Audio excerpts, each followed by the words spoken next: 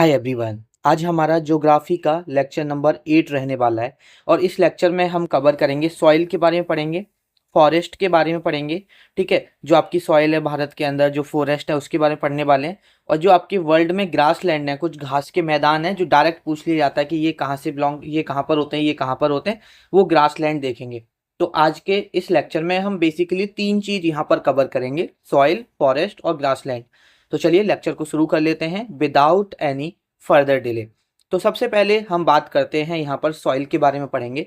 Soil के बारे में पढ़ें उससे पहले पेपर में ये पूछ लिया जाता है कि जो सॉइल का फॉर्मेशन होता है, जो सॉइल आपकी बनती है, जो आपकी सॉइल फॉर्म्ड होती है, वो कैसे होती है, उसके पीछे क्या रीजन होता है। और उसमें 4 ऑप्शन दिए होते हैं और एक ऑप्शन वहां पर आपका दिया होगा वेदरिंग करके।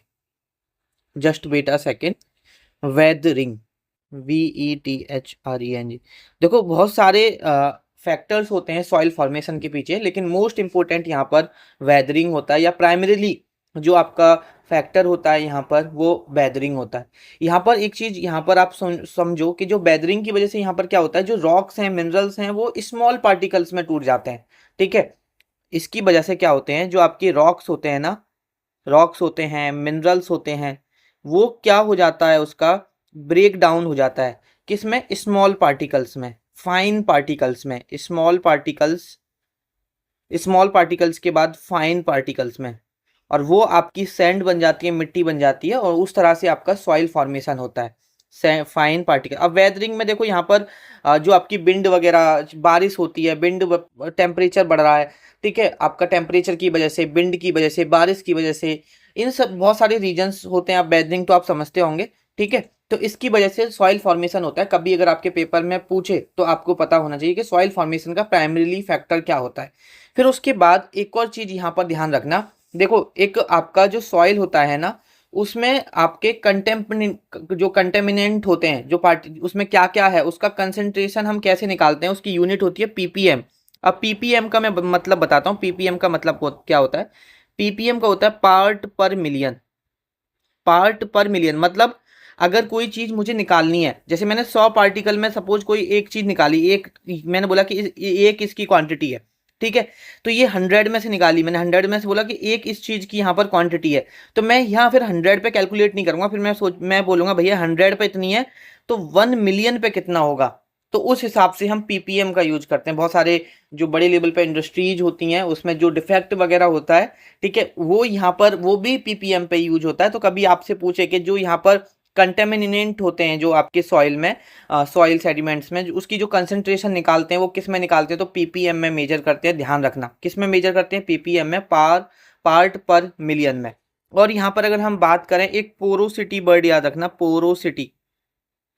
ये जो आपका पोरोसिटी है ना, ये बताता है कि जो आपका मटेरियल है, जो आपका, अगर मैं सॉइल की बात कर रहा हूँ तो जो आपकी सॉइल है, जो मिट्टी है, उसमें पोर्स कितने हैं, खाली जगह कितनी है। जैसे ये आपकी सपोज ये आपका सरफेस है मिट्टी का, ये आपका सरफेस है। यहाँ पर बीच में जो आपने देखा होगा जमीन में अंदर क्रैक होते हैं, खाली जगह पड़ जाती है, तो वो जो आपके पोर है वो कितने हैं, तो पोरोसिटी से पता चलता है कि उसमें जो पोर्स हैं वो कितने हैं, ठीक है। तो ये चीज यहाँ पर आपको ध्यान रखनी चाहिए। और मतलब ऐसा कुछ है नहीं मेजर की जो, लेकिन यहाँ से सवाल बनते हैं, पोरोसिटी पूछ लेगा, पीपीएम पूछ लेगा, वेदरिंग की जो आपका सॉइल फॉर्मेशन है उसका प्राइमरी फैक्टर क्या है वो पूछ लेगा, तो वेदरिंग आप डायरेक्ट यहाँ पर याद रखो, ठीक है। तो ये तो जस्ट एक, अच्छा एक वो, और ध्यान रखना परमेबिलिटी वर्ड और होता है, परमिएबिलिटी। परमिएबिलिटी, परमिएबिलिटी का मतलब क्या होता है, कभी अगर आपसे पेपर में पूछे कि परमिएबिलिटी क्या होती है, कि जैसे सॉइल है, सॉइल में वाटर, एयर, जितना ज्यादा फ्लो हो सकता है, जितना ज्यादा उसके थ्रू होके निकल सकता है,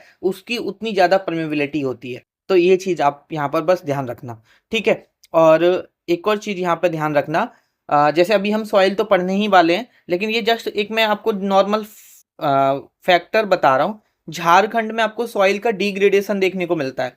झारखंड में सॉइल का आपको क्या देखने को मिलता है? डिग्रेडेशन देखने को मिलता है, डिग्रेडेशन। मतलब आपको सॉइल उतनी अच्छी नहीं मिलेगी झारखंड में। तो उसका एक बार फैक्टर पूछा था कि उसका फैक्टर क्या है, तो उसका है माइनिंग, माइंस, जो माइनिंग होती रहती है, फैक्ट्री माइनिंग लिख लो यहाँ पर। सॉइल सॉइल डिग्रेडेशन का फैक्टर क्या है? माइनिंग। जो मतलब सॉइल की जो उसमें न्यूट्रिएंट्स वैल्यू होती हैं वो कम होती होती जा रही हैं झारखंड में। उसका रीजन क्या है? जो माइनिंग होती है झारखंड में, आपने देखा होगा बहुत सारी यहाँ पर मिनरल्स पाए जाते हैं। जब हम मिनरल वाला लेक्चर करेंगे, मे बी 9th लेक्चर में मैं आपको मिनरल कराऊंगा, वहां पर आपको अच्छे से समझाऊंगा, ठीक है। अब यहाँ पर हम बढ़ लेते हैं थोड़ा सा अपने सॉइल की तरफ। तो सबसे पहले देखो, अगर मैं भारत में देखूं तो यहाँ पर आपकी ये 4 सॉइल सबसे ज़्यादा पाई जाती हैं: alluvial soil, black soil, red soil और लेटरेट सॉइल, ठीक है।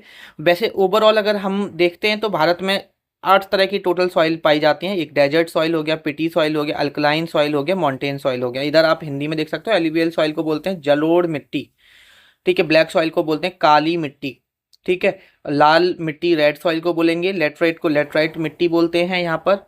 डेजर्ट सॉइल को यहाँ पर रेगिस्तानी मिट्टी बोला जाता है। पीटी सॉइल को पीट सॉइल बोला जाता है।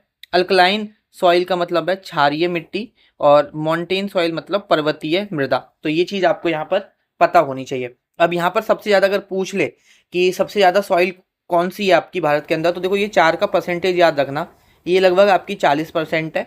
और अगर मैं ब्लैक सॉइल की बात करता हूँ तो ब्लैक सॉइल लगभग आपकी 15% है। रेड सॉइल की बात करता हूँ तो लगभग आपकी 18% है। और लेटरेट सॉइल की बात करता हूँ तो लगभग 4.3% के अप्रॉक्स है, ठीक है। तो ये वैल्यू पता होनी चाहिए, और इनका परसेंटेज जो नीचे है उनकी नहीं पता होनी चाहिए। और हमारे पेपर पॉइंट ऑफ व्यू से ये सॉइल काफ़ी इंपॉर्टेंट है, ठीक है। अब यहाँ पर हम सॉइल डिस्कस कर लेते हैं वन बाई वन, ठीक है। जैसे कॉल आ गया था। अब हम यहाँ पर सबसे पहले बात करते हैं एलुवियल सॉइल की, ठीक है, जलोढ़ मिट्टी की बात करते हैं। अब यहाँ पर देखो, जो एलुवियल सॉइल है ये तो मैं बता चुका हूँ कि ओवरऑल कितना है, 40% है। कितना है आपका? ओवरऑल 40% है। ये बात आपको यहाँ पे पता होनी चाहिए कि जो आपकी एलुवियल सॉइल है, जलोढ़ मिट्टी है, वो कितनी है, 40% है। उसके बाद एक बार इसका पेपर में कलर पूछ लिया था कि भाई इसका कलर बता दो, इसका रंग कैसा होता है। तो light grey to ash grey इसका कलर होता है, ठीक है। ये चीज़ आपको पेपर में यहाँ पता होनी चाहिए, अगर पेपर में पूछ ले तो, ठीक है। और इसके बाद ये किधर के रीजन में पाई जाती है, तो जो आपका नॉर्दर्न प्लेन्स है, मैंने जब आपको पढ़ा रहा था तो तब मैंने आपको बताया था कि यहाँ पर जब हम क्या पढ़ रहे थे, जब हम फिजियोग्राफिक डिवीजन पढ़ रहे थे, ठीक है, शायद दूसरा लेक्चर था हमारा, उसमें मैंने आपको समझाया था खादर भांगर, आपको शायद पढ़ाया था, शायद नहीं, मतलब मैंने पढ़ाया था, लेकिन आपको याद होना चाहिए वो। तो सबसे पहले तो ये किधर की तरफ पाई जाती है, नॉर्दर्न प्लेन्स में पाई जाती है। Northern plains and deltas of river, ये चीज़ आपको यहाँ पर पता होनी चाहिए। साथ में यहाँ पर जो आपकी एलुवियल सॉइल है वो 2 प्रकार की होती है, मैंने वहाँ भी पढ़ाया था आपको। एलुवियल सॉइल ये आपकी 2 प्रकार की होती है। एक यहाँ पर होती है खादर, जो आपकी जो खादर होती है वो न्यू एलुवियल सॉइल भी बोला जाता है उसे, ठीक है। और एक होती है आपकी भांगर, जिसको हम ओल्ड एलुवियल सॉइल भी बोलते हैं। क्या बोलते हैं? ओल्ड एलुवियल सॉइल भी बोलते हैं। ये भी बात आपको यहाँ पर पता होनी चाहिए। और जो आपकी ये भांगर है ना, सबसे ज़्यादा आपको ये देखने को मिलेगी नॉर्दर्न प्लेन्स में, अगर कभी, वैसे तो इतना डेप्थ में पूछेगा नहीं तो छोड़िए। हाँ, ये चीज़ ध्यान रखना कि जो आपकी एलुवियल सॉइल होती है ये रिच होती है किस में? पोटास में। पोटास में ये रिच होती है, ये चीज़ आपको पता होना चाहिए। और कभी कभी पूछ लेता है, ये जो पुअर होती है ये फॉस्फोरस में होती है, फॉस्फोरस में ये पुअर होती है। ये चीज़ आपको यहाँ पे पता होना चाहिए। और देखो, सबसे ज़्यादा इंडिया में एलुवियल सॉइल पाई जाती है, 40% पाई जाती है। लेकिन अगर कभी पूछ ले कि एलुवियल सॉइल किस स्टेट में सबसे ज़्यादा पाई जाती है, तो जो मैक्सिमम एलुवियल सॉइल पाई जाती है, एलुवियल सॉइल नॉर्दर्न प्लेन्स में, तो वो पाई जाती है सबसे ज़्यादा यूपी में। ये चीज़ आप यहाँ पर ध्यान रखना है। यूपी का वैसे भी एरिया ज़्यादा है, तो इस वजह से भी यूपी में ये सबसे ज़्यादा पाई जाती है। एलुवियल सॉइल के बारे में इतना ध्यान रखना, ठीक है। एलुवियल सॉइल से काफ़ी सवाल बनते हैं, आपको पता होना चाहिए। अब यहाँ पर हम बात कर लेते हैं ब्लैक सॉइल के बारे में। तो देखो, ब्लैक सॉइल टोटल कितनी पाई जा रही थी, मैंने आपको बताया था 15% पाई जाती है। अगर अच्छा, ब्लैक सॉइल को रेगुर सॉइल को भी नाम से भी जाना जाता है। कभी कभी पूछ लेता है कि which soil also known as regur soil, तो आपकी ब्लैक सॉइल को रेगुर सॉइल के नाम से भी जाना जाता है। ये चीज़ ध्यान रखना। अच्छा, ये ब्लैक होती है क्योंकि ये बनती है वॉल्केनिक इरप्शन की वजह से।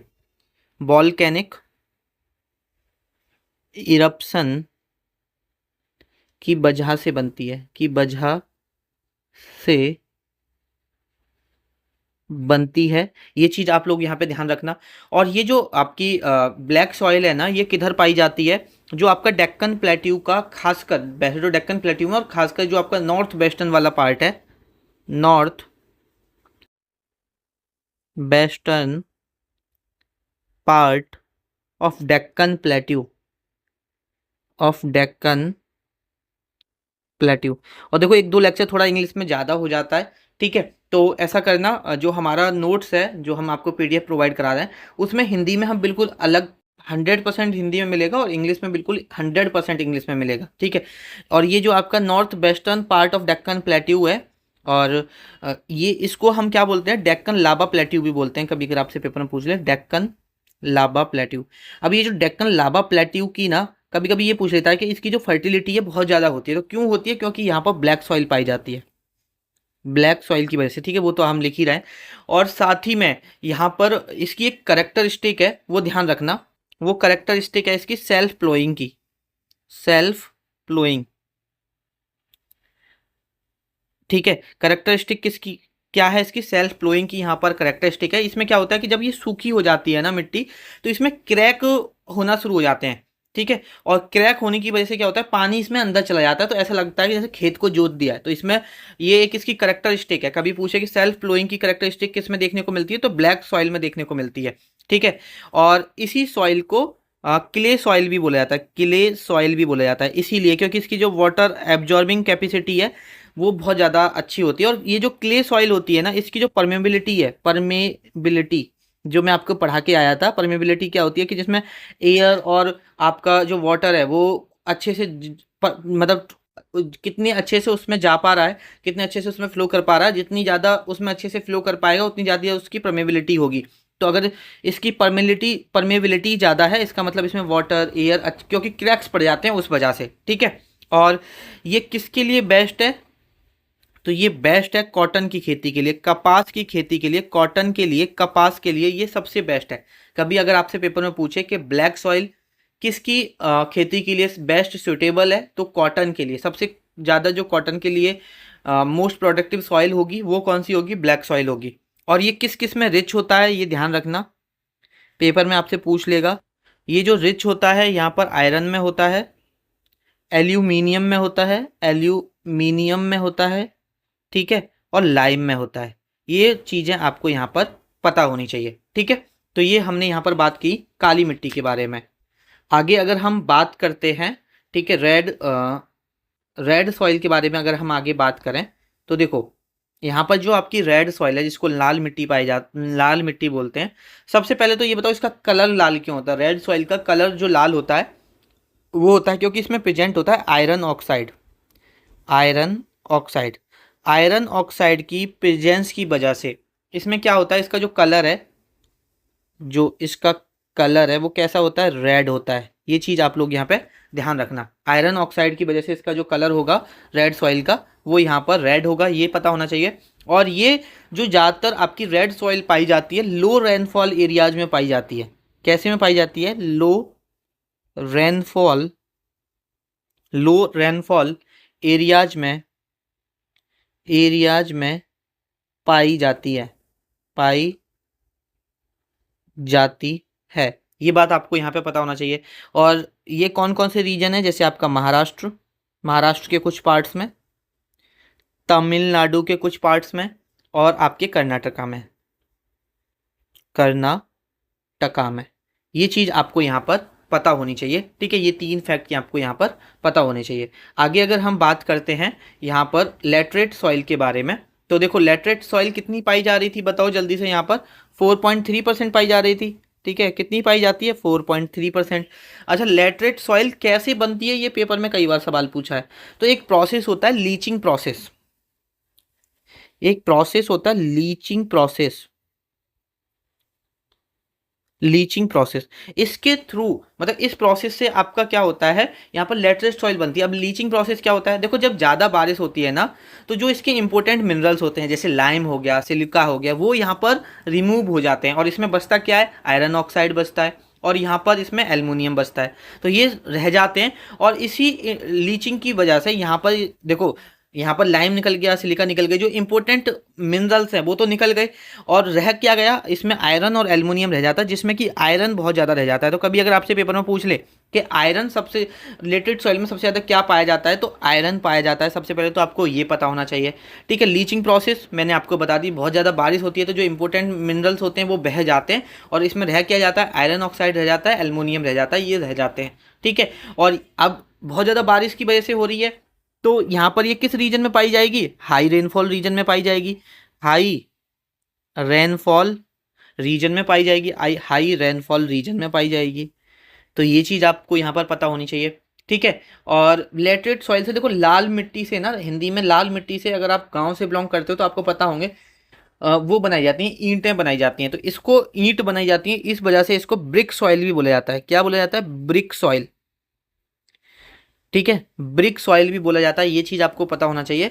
और अगर कभी यहाँ पर आपसे पूछे, ये किसके लिए ज़्यादा सुटेबल है, मोस्ट सुटेबल होती है, ये कैस्यू नट के लिए, कैस्यू नट के लिए, जिसको हिंदी में बोलते हैं काजू। ठीक है, आगे देख लेते हैं। आगे है हमारी मार्सिया पीटी सॉइल, जिसे हम बोलते हैं।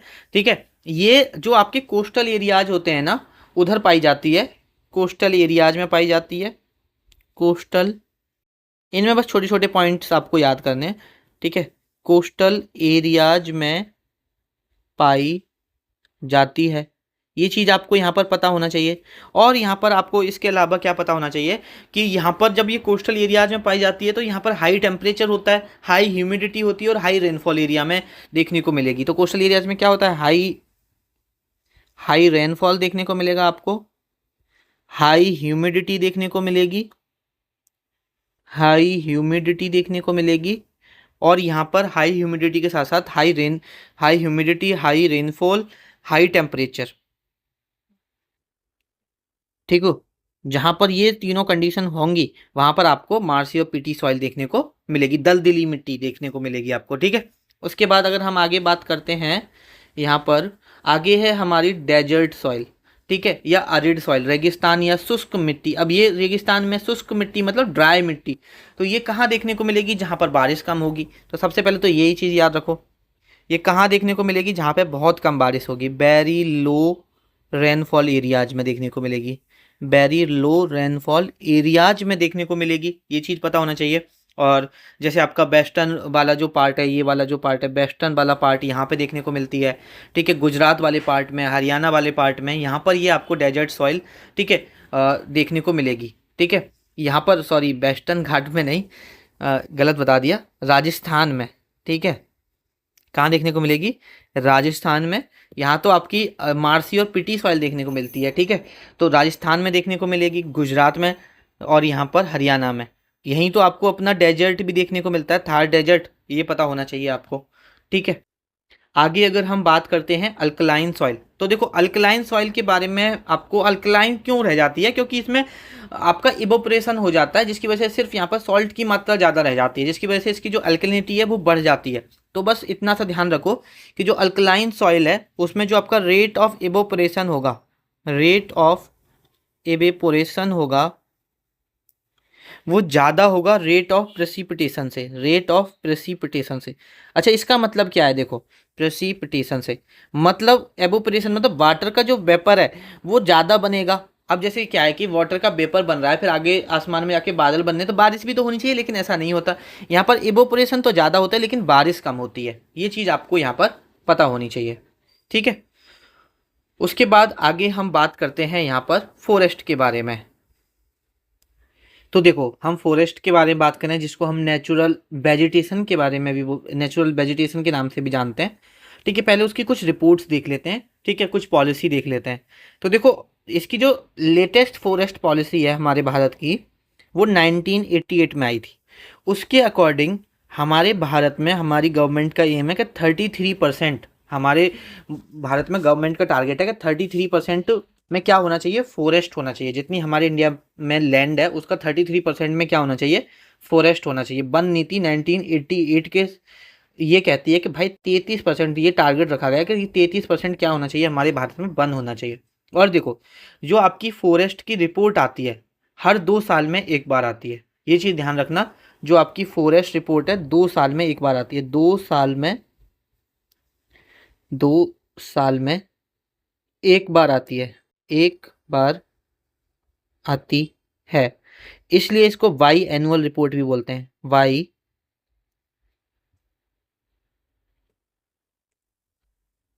बाईनियल रिपोर्ट, वाइनियल रिपोर्ट भी बोलते हैं, ये चीज़ ध्यान रखना, ठीक है। तो अभी जो आपकी लेटेस्ट आई है फॉरेस्ट रिपोर्ट वो 2023 में आई थी, ठीक है। अभी जो आपके फॉरेस्ट कवर है वो कितना है, 21.76% है, और ट्री कवर है 3.41%। अगर मैं ओवरऑल देखूं फॉरेस्ट और ट्री को मिला दूं तो मेरा कितना हो गया, 25.17% यहाँ पर टोटल कवर है। फॉरेस्ट कवर 21.76 है, ट्री कवर 3.14 है, सॉरी 3.41 है, और टोटल हमारा जो फॉरेस्ट और ट्री का कवर है 25.17% है। ये चीज़ आपको पता होना चाहिए। हाईएस्ट जो फॉरेस्ट देखने को मिलेगा मध्य प्रदेश में देखने को मिलेगा आपको, सबसे कम फॉरेस्ट जो देखने को मिलेगा हरियाणा में देखने को मिलेगा सबसे कम।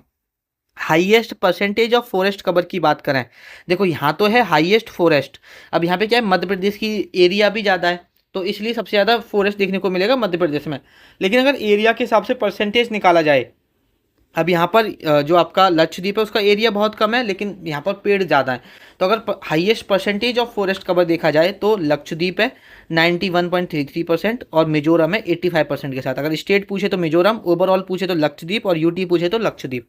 हाईएस्ट इंक्रीज देखने को मिला था मिजोरम में और हाईएस्ट डिक्रीज देखने को मिला था मध्य प्रदेश में।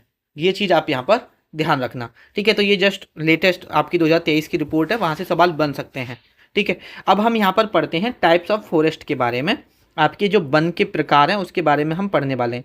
एक है यहाँ पर सदाबहार वन, एवरग्रीन फॉरेस्ट। एक है आपका यहाँ पर पर्णपाती वन, डेसिडियस फॉरेस्ट, ठीक है। सबसे ज़्यादा भारत में आपके यही पाए जाते हैं, डेसिडियस फॉरेस्ट ही सबसे ज़्यादा भारत में पाए जाते हैं, ठीक है। उसके बाद है आपका ट्रॉपिकल थॉर्न फॉरेस्ट जिसको उष्णकटिबंधीय कांटेदार वन बोलते हैं। फिर आपका है मैंग्रोव फॉरेस्ट, फिर उसके बाद है माउंटेन फॉरेस्ट जिसको पर्वतीय वन बोलते हैं, ठीक है। देख लेते हैं अब सबसे पहले हम पढ़ते हैं यहाँ पर एवरग्रीन फॉरेस्ट के बारे में। तो देखो एवरग्रीन फॉरेस्ट मतलब सदाबहार वन, तो मतलब हरे भरे रहते होंगे पूरी साल ये। तो हरे भरे कब रहेंगे, जब बारिश खूब पड़ती रहेगी, मतलब बारिश टाइम टाइम पे पड़ती रहेगी। तो सदाबहार वन के लिए हाई टेम्परेचर होगा तभी तो बारिश ज़्यादा होगी, हाई टेम्परेचर और हाई रेनफॉल जहाँ पर ये देखने को मिलेगी वहाँ पर आपको एवरग्रीन फॉरेस्ट देखने को मिलेंगे, ठीक है। High temperature and high rainfall.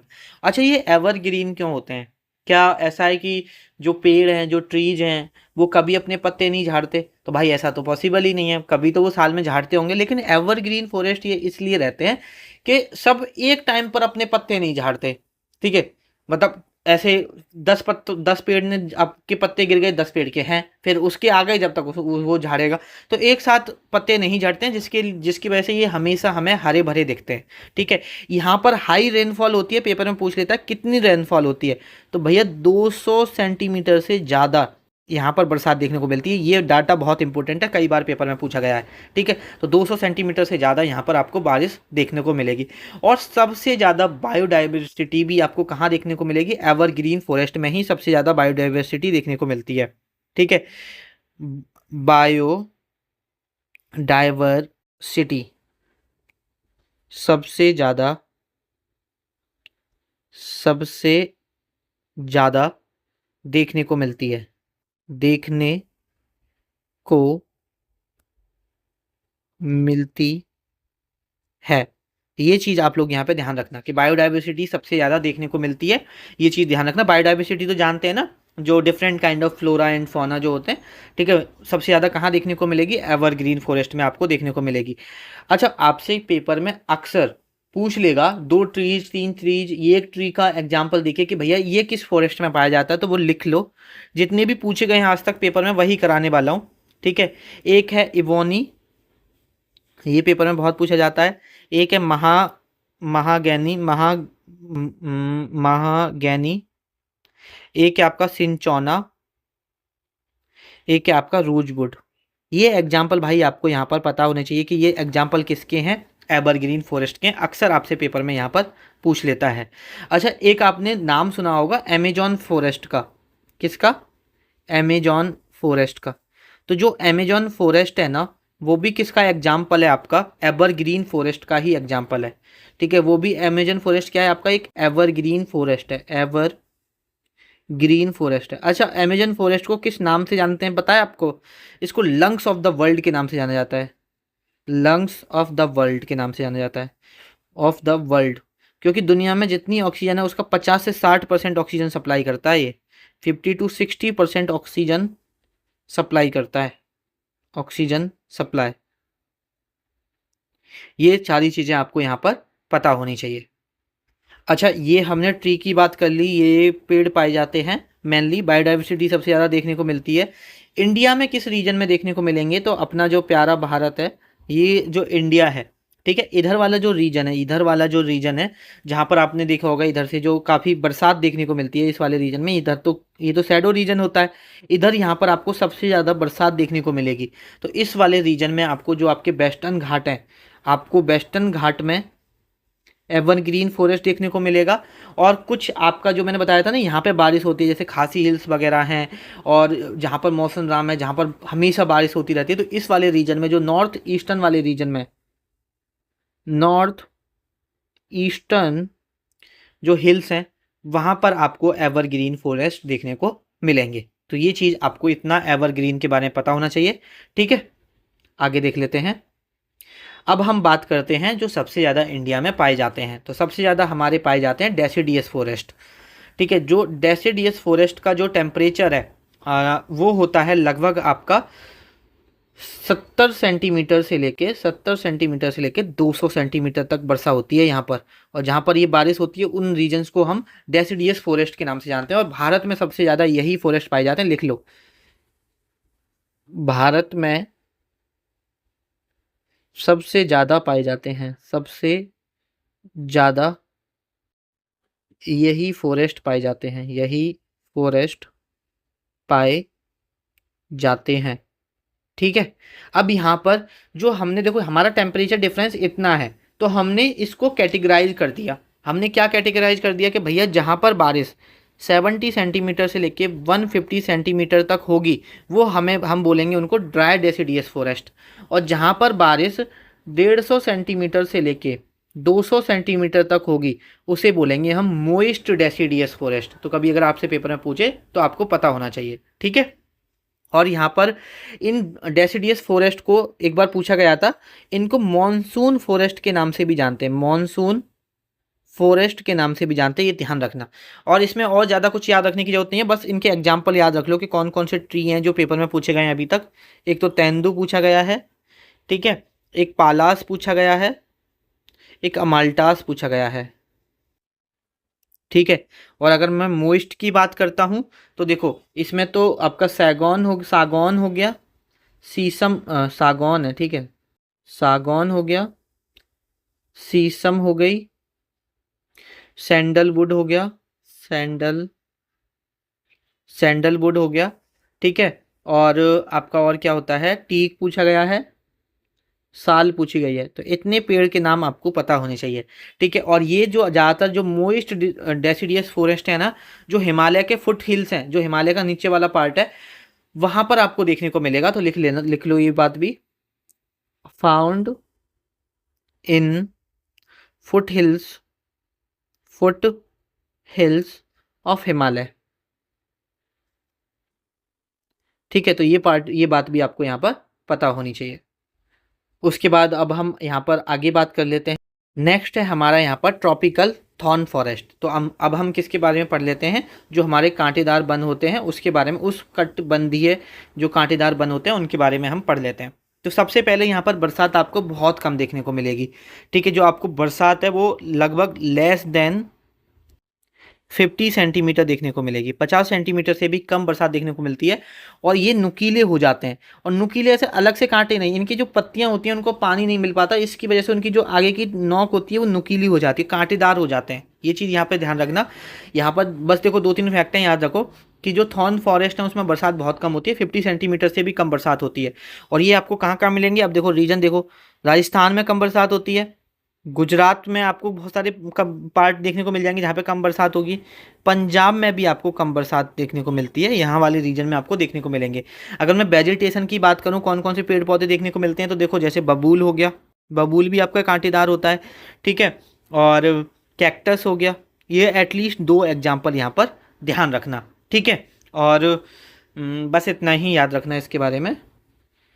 आगे अगर हम बात करते हैं नेक्स्ट फॉरेस्ट के बारे में, तो नेक्स्ट है हमारा यहाँ पर मैंग्रोव फॉरेस्ट, ठीक है। मैंग्रोव वन के बारे में देखो, सबसे पहले तो ये कोस्ट के पास में पाए जाते हैं, ठीक है।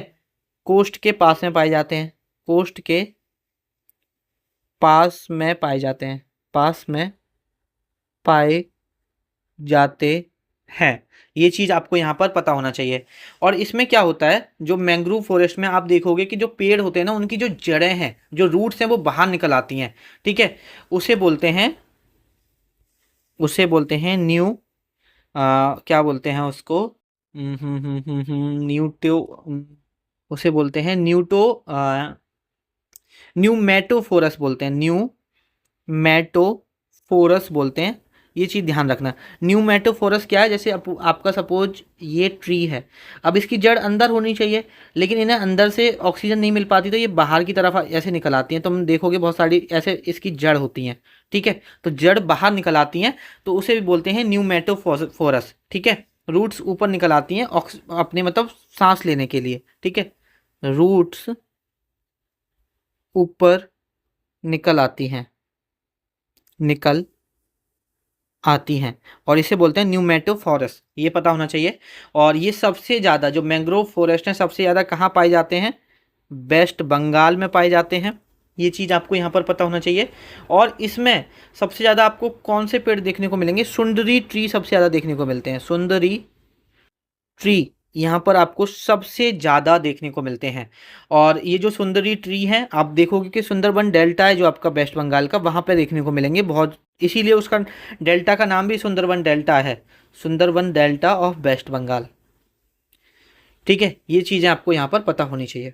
उसके बाद अगर हम नेक्स्ट फॉरेस्ट की बात करते हैं, तो नेक्स्ट है हमारा यहाँ पर मॉन्टेन फॉरेस्ट, ठीक है।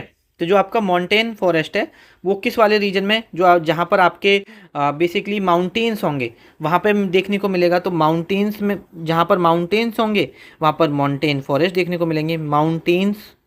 माउंटेन्स वाले एरियाज में, वाले क्षेत्र में देखने को मिलते हैं, देखने को मिलते हैं। अब अगर हम इसकी बात करें, यहाँ पर कौन कौन से ट्री हैं, एग्जाम्पल की बात करें, तो एक तो हो गया आपका जैसे ओक हो गया, चेस्टनट हो गया, ठीक है। और आपका एक लॉरेल ट्री होता है, लॉरेल, वो भी यहाँ मिलता है, ठीक है। एक हो गया मैग्नोलिया, मैग्नोलिया, वो भी आपको यहीं पे देखने को मिलेगा, ठीक है। ये चीज़ आप लोग यहाँ पे ध्यान रखना। इसी के साथ हमारे फॉरेस्ट होते हैं कवर। अब यहाँ पर हम करते हैं घास के मैदान, ग्रासलैंड के बारे में पढ़ लेते हैं। तो देखो, ग्रासलैंड, घास के मैदान आपको कहाँ देखने को मिलेंगे, जहाँ ज़्यादा बारिश होगी तो वहाँ पे तो आपको फॉरेस्ट देखने को मिलेगा, जहाँ बिल्कुल बारिश नहीं होगी वहाँ पे डेजर्ट देखने को मिलेगी, जहाँ ना ज़्यादा होती ना, मतलब ना तो बहुत ज़्यादा होती ना बहुत कम होती, वहाँ पर क्या देखने को मिलते हैं, आपको घास के मैदान देखने को मिलते हैं। और जो ये घास के मैदान है, 2 पार्ट में डिवाइड होते हैं, ट्रॉपिकल और टेम्परेट, ठीक है। आपसे अक्सर पूछ लिया जाता है कि जो सवान्ना ग्रासलैंड है वो किस कंट्री में है, कैंपॉस किस में है, तो डायरेक्ट आपको यहाँ पर पता होने चाहिए, ठीक है। और बेसिकली हमने ये ट्रॉपिकल वाले रीजन को ट्रॉपिकल बोलते हैं, टेम्परेट वाले रीजन को आप टेम्परेट बोलते हो, ठीक है। तो जो ट्रॉपिकल रीजन में पाए जाते हैं उनको ट्रॉपिकल ग्रासलैंड, जो टेम्परेट रीजन में पाए जाते हैं उनको टेम्परेट ग्रासलैंड। तो यहाँ पर अगर हम बात करते हैं, अगर पेपर में पूछा जाए कि सवान्ना ग्रासलैंड कहाँ पे पाए जाते हैं, तो ये अफ्रीका में पाए जाते हैं, ठीक है। कैंपॉस आपके ब्राज़ील में पाए जाते हैं। लानोस, एक और एल आएगा, लानोस इसमें वेनेजुएला में पाए जाते हैं। उसके बाद टेम्परेट ग्रासलैंड की बात करते हैं, तो प्रेरीज नॉर्थ अमेरिका में, स्टेपीज एशिया में, बेल्ट साउथ अफ्रीका में, डाउन्स ऑस्ट्रेलिया में, और पैम्पास अर्जेंटीना में। ये चीज़ आपको यहाँ पे पता होनी चाहिए। इसी के साथ हमारे ग्रासलैंड भी यहाँ पे कवर होते हैं, ठीक है। ये बस इतने ही पता होने चाहिए आपको, और ज़्यादा याद करने की ज़रूरत यहाँ पर आपको नहीं है। अब यहाँ पर जो MTS 2024 में क्वेश्चन पूछे गए हैं इन टॉपिक से, वो देख लेते हैं।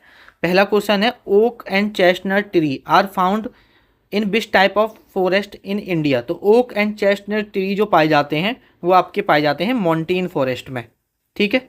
उसके बाद अगर हम नेक्स्ट बात करते हैं, नेक्स्ट क्वेश्चन है विच of the following factors is primarily responsible for soil formation.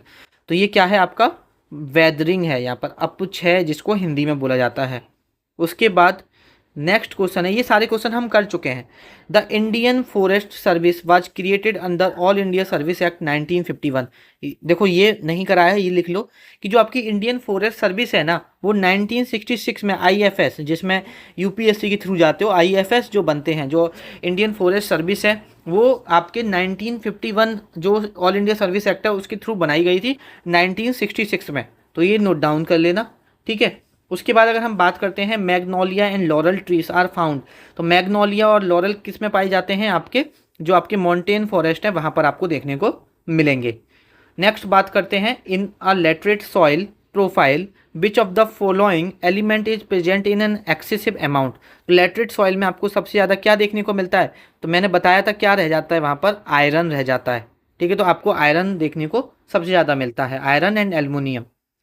उसके बाद नेक्स्ट बात करते हैं द प्रॉपर्टी ऑफ रॉक और soil that indicates the ability of flowing fluid to through the property of rock और soil that indicate the ability of allowing fluid and allowing fluid to flow through it, it is called. तो उसको हम क्या बोलते हैं, permeability.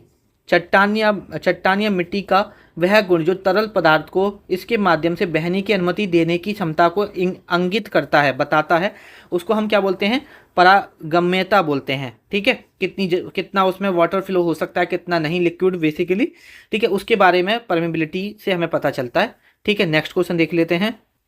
Next question है हमारा यहाँ पर the percentage of pore space between particles inside a rock और सॉइल इज कॉल्ड। तो जो परसेंटेज ऑफ पोर्स होते हैं, जो खाली जगह होती है सॉइल के अंदर, उसको हम क्या बोलते हैं, पोरोसिटी बोलते हैं, सरंध्रता बोलते हैं हिंदी में। ये चीज़ आपको यहाँ पर पता होनी चाहिए। नेक्स्ट क्वेश्चन देख लेते हैं, ठीक है। हमारा ये लेक्चर इतना ही है। थैंक यू इस लेक्चर को यहाँ तक देखने के लिए। प्लीज़ अपनी फीडबैक जरूर शेयर किया करो, और अगर आपको पीडीएफ ग्रुप में ज्वाइन होना है तो आप इस नंबर पर मैसेज कर दो कि मुझे पीडीएफ ग्रुप में ज्वाइन होना है, ठीक है। आपको एक क्यूआर कोड भेजा जाएगा, उस पर आप 299 पे करोगे, आपको विद इन 24 आवर्स ग्रुप में ऐड कर दिया जाएगा। उसमें अर्जुन बैच में जितने भी सब्जेक्ट हम कराने वाले हैं सभी की पीडीएफ हिंदी में अलग, इंग्लिश में अलग आपको मिलेगी, ठीक है। सभी स्टैटिक जी के लेक्चर्स की पीडीएफ, हिस्ट्री कर चुके हैं उसकी पीडीएफ मिल जाएगी, पॉलिटी कर चुके हैं उसकी पीडीएफ मिल जाएगी, सारे ज्योग्राफी लेक्चर्स जो हम कर रहे हैं अभी उसकी पीडीएफ मिल जाएगी। आने वाले टाइम में इकोनॉमिक्स पढ़ाने वाला हूँ, साइंस पढ़ाने वाला हूँ, सभी की आपको पीडीएफ मिल जाएगी, ठीक है। तो चलिए इस लेक्चर को यहीं पे खत्म करते हैं, आपसे मुलाकात होगी नेक्स्ट वीडियो में।